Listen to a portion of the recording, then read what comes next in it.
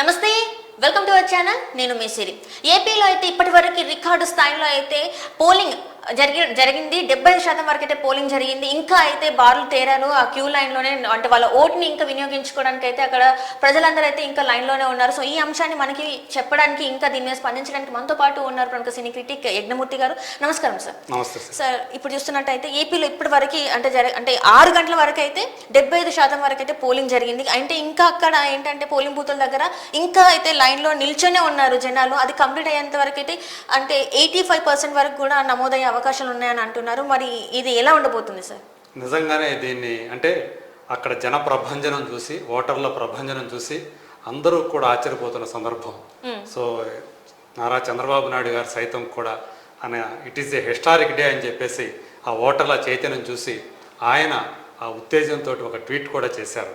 అంటే వాళ్ళ డిటర్మినేషన్, ఒక స్థిర నిశ్చయంతో, స్థిర సంకల్పంతో, ఉత్తేజంతో, ఎంతూజియాజంతో వాళ్ళ చూస్తూ ఉంటే స్ఫూర్తిదాయకంగా ఉంది అని చెప్పేసి అంటున్నారు. అంటే ప్రజాస్వామ్యానికి ఇది ఇలాంటి ఏదైతే ఓటర్ల చైతన్యం ఏదైతే ఉందో అది చేయూతనిస్తుందని చెప్పుకోవాలి. అంటే ఎక్కడైతే ప్రజాస్వామ్యం పరిఢవిల్లుతుందో అక్కడ ప్రజలు సుఖశాంతులతో ఉంటారు, ప్రశాంతంగా ఉంటారు, అభివృద్ధి అనేది బాగా జరుగుతుంది అని చెప్పేసి అంటారు. ఎక్కడైతే అరాచకాలు, అకృత్యాలు, దౌర్జన్యాలు జరుగుతాయో అక్కడ అభివృద్ధి అనేది శూన్యంగా ఉంటుంది. సో ఇప్పుడు ఈ 5 సంవత్సరాల తర్వాత 2019లో జరిగిన తర్వాత మళ్ళీ ఇప్పుడు 2024లో ఏపీలో జరుగుతున్నటువంటి ఈ ఎన్నికలకు ఓటర్లు లోకల్గా ఉండేవాళ్లే కాకుండా దూర ప్రాంతాల నుంచి కూడా వచ్చి తండోపతండాలుగా వచ్చి వాళ్ళు ఓట్లు వేస్తున్న విధానం చూస్తూ ఉంటే, అంటే ఎన్నికల ప్రక్రియ కాస్త నెమ్మదిగా సాగుతున్నట్లు కనిపిస్తున్నప్పటికీ కూడా వాళ్ళు గంటల తరబడి క్యూలో నిలబడి ఓట్లు వేస్తున్నారు. ఇప్పటి వరకు మనకు అందిన సమాచారం 6 గంటల వరకల్లా 70% పోలింగ్ నమోదైంది అంటున్నారు. ఇంకా క్యూ లైన్లో చాలామంది, వేల మంది ఓటర్లు ఉన్నారు. వాళ్ళు ఓటు హక్కు వినియోగించుకోవాలి. ఈ మొత్తం ఫైనల్ మనకి వచ్చేటప్పటికి, ఆ లెక్కలు వచ్చేటప్పటికి రేపు మధ్యాహ్నం దాకా టైం పట్టే అవకాశం ఉంది. అప్పటికి మనకి ఎంత పోలింగ్ నమోదైంది అనేది పూర్తి వివరాలు మనకి అందుతాయి. సో ఏదేమైనప్పటికీ కూడా ఇది నిజంగా చెప్పాలంటే ఓటర్లు ఒక కసితోటి, ఒక పట్టుదలతోటి వచ్చి సో తమకి ఆ మార్పు కోరుకుంటున్నారు. అందుకే వాళ్ళు ఇంత భారీ సంఖ్యలో వచ్చి ఓట్లు వేస్తున్నారని చెప్పేసి మనం అనుకోవచ్చు, నమ్మవచ్చు కూడా. ఇప్పటి వరకు చూస్తున్నట్టయితే లాస్ట్ టైం చూస్తే చాలా తక్కువ పోలింగ్ జరిగింది మనకి. కానీ ఈసారి మాత్రం పక్క రాష్ట్రాలనే కాకుండా దేశాల నుంచి ఎక్కడైతే పోలింగ్ ఏం జరగల. లాస్ట్ టైం కూడా దగ్గర 80% జరిగింది, 79 జరిగింది. అది కూడా ఎక్కువగానే జరిగింది. ఈసారి దానికి మించి ఓటింగ్ జరుగుతుందని చెప్పేసి అంచనా వేస్తున్నారు. ఎందుకంటే ఇప్పటికే మనకు అందిన సమాచారం ప్రకారం 70% వచ్చిందంటే ఇంకా ఇంకొక 10% దానికి యాడ్ అవ్వచ్చు అని చెప్పేసి అన్నారు. ఏదేమైనా సరే 80% అయితే తగ్గకుండా ఫైనల్ ఏదైతే ఓటింగ్ శాతం ఏదైతే ఉందో అది మనకి ఫైనల్ వచ్చే అవకాశం ఉంది. అది ఇంకా టైం పడుతుంది మనకు వచ్చేటప్పుడు. ఎందుకంటే ఈ నైట్ చాలా వరకు కూడా 9-10 గంటల వరకు కూడా ఈ ఓటింగ్ ప్రక్రియ కొనసాగే అవకాశం ఉంది.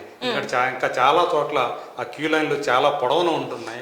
సో అవన్నీ అందరూ ఓట్లు వేసేటప్పటికి టైం పడుతుంది. అందు గురించే ఎలక్షన్ కమిషన్ కూడా దానికి సంబంధించినటువంటి ఆ మౌలిక సదుపాయాలని, అంటే ఈవీఎం మెషిన్లకు కావాల్సినటువంటి ఎనర్జీ కానివ్వండి, అంటే పవర్, అది అక్కడ ఓటర్లకు కావాల్సినటువంటి సదుపాయాలు కల్పించమని చెప్పేసి ఆయన అభ్యర్థించారు కూడా.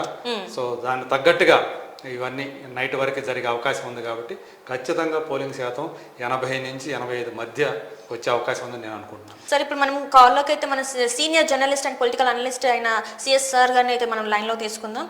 సో సార్ని అడిగి సార్ కూడా ఎలా స్పందిస్తున్నారు, అసలు తన అభిప్రాయం ఏంటనేది కూడా తెలుసుకునే ప్రయత్నం చేద్దాం sir. Right. Hello sir, good evening sir. Good evening sir, ఇప్పటి వరకు చూస్తున్నట్టయితే ఏపీలో రికార్డు స్థాయిలో అయితే పోలింగ్ నమోదైంది సార్. పోలింగ్ శాతం అయితే నమోదైంది. 75% వరకు అయితే ఇప్పటి వరకు నమోదైంది 6 గంటల వరకు. సో ఇప్పటికీ కూడా ఇంకా క్యూ లైన్లో అయితే అక్కడ ప్రజలైతే ఇంకా వెయిట్ చూస్తున్నారు, వాళ్ళ ఓటుని వినియోగించుకోవడానికి వెయిట్ చేస్తున్నారు. సో దీని మీద మీ స్పందన ఏంటి సార్? ఒకటి గతంలో ఎప్పుడు లేని విధంగా ఆంధ్రప్రదేశ్ ఎన్నికలు ఈసారి జరిగాయని చెప్పుకోవచ్చు. ఎందుకంటే ఉదయం నుంచి కూడా ఓటర్స్ చాలా కసిగా, ఎంత ఎండలు ఉన్నప్పటికీ కూడా క్యూ లైన్ లో ఉండి ఓటేసినట్టుగా అనిపిస్తుంది. పర్సంటేజ్ వైజ్ కూడా తీసుకుంటే ఇప్పటి వరకు ఇంకా అంటే టెంటేటివ్గా వచ్చినటువంటి పర్సంటేజ్ ఏంటంటే ఓవరాల్ గా మనం చూసుకుంటే 74 నుంచి 75 కనిపిస్తుంది. బట్ ఇప్పటికి కూడా పోలింగ్ బూతుల వద్ద చాలా మంది క్యూ లైన్ లో ఉన్నారు. వాళ్ళందరికి కూడా ఇప్పుడు అవకాశం కల్పిస్తూ ఉన్నారు ఓటేసేదానికి.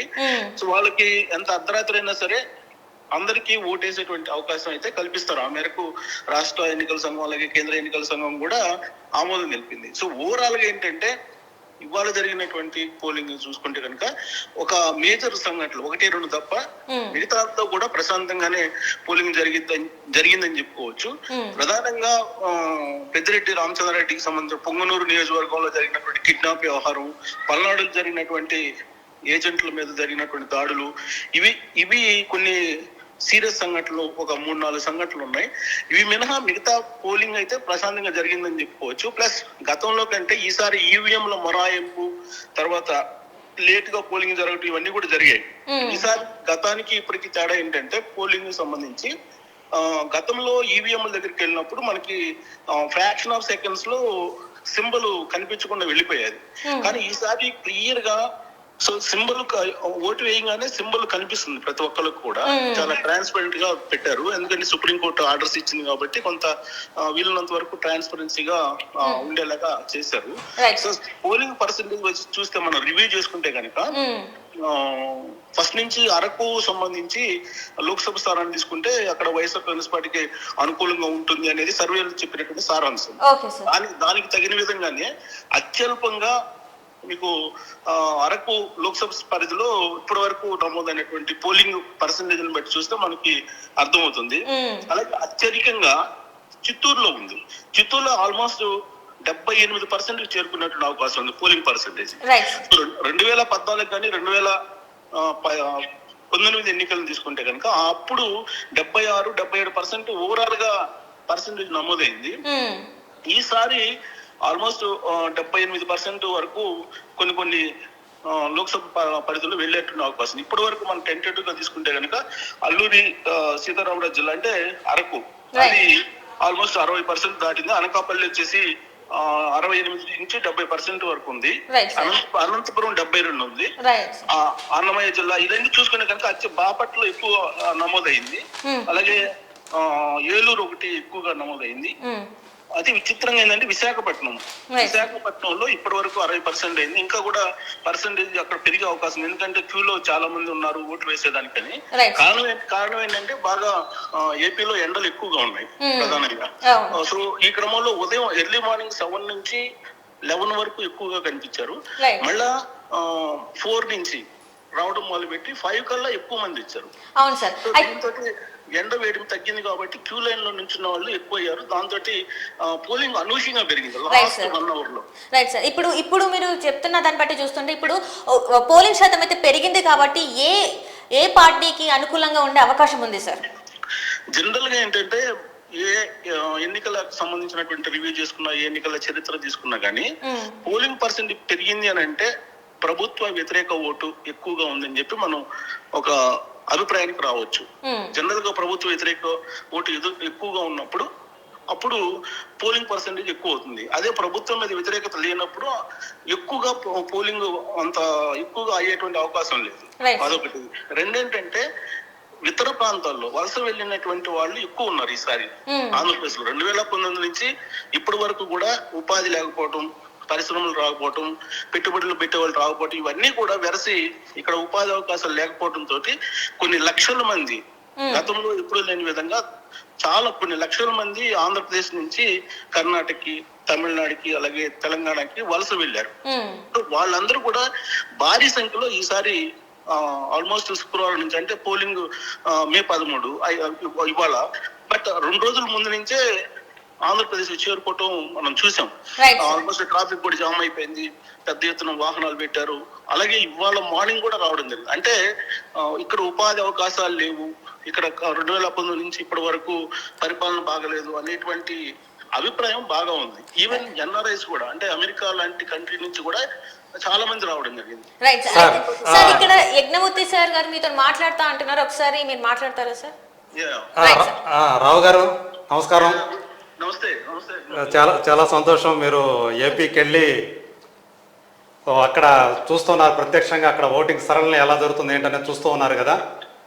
సో మీ ఇంతకుముందు చూసుకుంటే ఒక గంట క్రితం చంద్రబాబు నాయుడు గారు ఒక ట్వీట్ చేశారు, it is a historic day అని చెప్పేసి. సో అంటే వాళ్ళ డిటర్మినేషన్, వాళ్ళ ఎంతూజియాజం చూస్తూ ఉంటే చాలా స్ఫూర్తిదాయకంగా ఉంది. సో ఓటర్ల చైతన్యం అనేది వెల్లువిరుస్తూ ఉంది. సో ఎలక్షన్ కమిషన్ కూడా వీళ్ళకి కావాల్సినటువంటి, అంటే ఇంకా పోలింగ్ లేట్ నైట్ కూడా జరిగే అవకాశం ఉంది కాబట్టి కావాల్సినటువంటి పవర్ సప్లై అన్నీ కూడా అందుబాటులో, వాటికి మౌలిక సౌకర్యాలను కూడా కల్పించాలని చెప్పేసి ఆయన ఒక ట్వీట్ కూడా చేశారు. సో దీన్ని బట్టి చూస్తుంటే, అంటే ఆయన చేసిన ట్వీట్ బట్టి చూస్తూ ఉంటే తెలుగుదేశం పార్టీ శ్రేణుల్లో కానీ లేదంటే ఆయన అధినేతలో కానీ ఒక ఆత్మవిశ్వాసం, ఒక ఉత్తేజం కనిపిస్తూ ఉంది. మీరేమంటారు? నేను యాక్చువల్గా ఆంధ్రప్రదేశ్లో నేను ఓటు చేసి ఆల్మోస్ట్ 20 years అయింది. 20 years తర్వాత మళ్ళీ మొదటిసారిగా ఆంధ్రప్రదేశ్లో నేను ఓటేస్తున్నాను యాక్చువల్గా. నేను ఆల్మోస్ట్ 4 ఎలక్షన్లో, గత 4 ఎలక్షన్ నేను తెలంగాణలో ఓటేశాను. బట్ ఆంధ్రప్రదేశ్కి మొట్టమొదటిసారిగా నేను కూడా 20 సంవత్సరాల తర్వాత రావడం జరిగింది. మారుమూల విలేజ్, మా విలేజ్. నాకు తెలిసినంత వరకు మా విలేజ్ అంత ఇంటీరియర్ ప్లేస్ ఇంకోటి ఉండదు. అలాంటి చోట యాక్చువల్ గా నేను 7 o'clock పోలింగ్ ప్రారంభం అవుతుందని చెప్పి నేను వెళ్తే, నేను వెళ్ళేటప్పటికే ఆల్మోస్ట్ అక్కడ 60-70 మంది క్యూలో ఉన్నారు. అంటే ఎంత క్యూరియాసిటీ ఉంది అనేది చంద్రబాబు నాయుడు చెప్పినట్లు ఓటర్లలో అసలు అది కష, లేదంటే వ్యతిరేకత, లేదంటే అభిమానమా ఏంటనేది అర్థం కావట్లేదు. మొత్తం మీద ఏంటంటే ఓటర్లు అయితే చాలా ఆసక్తిగా, చాలా ఇంట్రెస్ట్ గా బారులు తీరు ఉన్నటువంటి పరిస్థితి. యాక్చువల్ గా ఆంధ్రప్రదేశ్ లో ఎండ వేడిమి చాలా తీవ్రంగా ఉంది. ఆల్మోస్ట్ ఇవాళ 46-47 degrees ఉంది. బయటకు వచ్చేటువంటి పరిస్థితి లేదు. అయినప్పటికీ కూడా ఓటర్లు చాలా ఓపిక్ గా క్యూలో నుంచోవటం, తర్వాత వాళ్ళు లేడీస్, చాలా మంది లేడీస్ రావటం, ఇవన్నీ కూడా ఇంతకుముందు దాదాపు ఫీల్డ్ లో నేను 4-5 ఎలక్షన్స్ కూడా నేను ఒక జర్నలిస్ట్ గా చూశాను. కానీ ఈసారి జరిగినటువంటి ఈ పోలింగ్ మాత్రం వినూత్నం అని చెప్పుకోవాలి అగ్నిమూర్తి గారు. గతంలో నేను మాత్రం ఒక 26 years ఎక్స్పీరియన్స్ జర్నలిస్ట్ గా గతంలో ఇలాంటి ఎన్నికలు నేను ఎప్పుడు చూడలేదు. లేదంటే ఓటమి ఆందోళన ఉన్నటువంటి వాడు ఫ్రస్ట్రేషన్ లో ఇలాంటివి చేస్తూ ఉంటారు. గొడవలు చేయడం అనేది సహజంగా ఓడిపోయేటువంటి వాళ్ళు చేస్తూ ఉంటారు. ఇలాంటి సంకేతాలని మనం గనక కొంచెం అవలోకనం చేసుకుంటే కనుక ఈ పోలింగ్ అనేది డెఫినెట్ గా కూటమికి చాలా వరకు అనుకూలంగా ఉందని చెప్పి మనం విశ్లేషణ చేసుకోవచ్చు. యజ్ఞమిత్ గారు, thank you sir. Thank you so much అండి. Thank you so much sir. Thank you sir. So ఇది సార్, అంటే 80%, 85% ఇంకా పోల్ అవుతే మాత్రం కూటమికి మేలు అవుతుందంటే లబ్ధి చేకూరుతుందని చెప్పేసి అయితే సార్ చెప్పడం జరిగింది. సో ఇప్పుడు వరకు చూస్తున్నట్టయితే ఇంకా మరి అది ఎంతవరకు ఎంత పర్సంటేజ్ వెళ్తుంది అనేది మనం అయితే ఇంకొంతసేపు మనం వెయిట్ చేస్తే మనకైతే తెలుస్తుంది. So thank you so much sir. Thank you.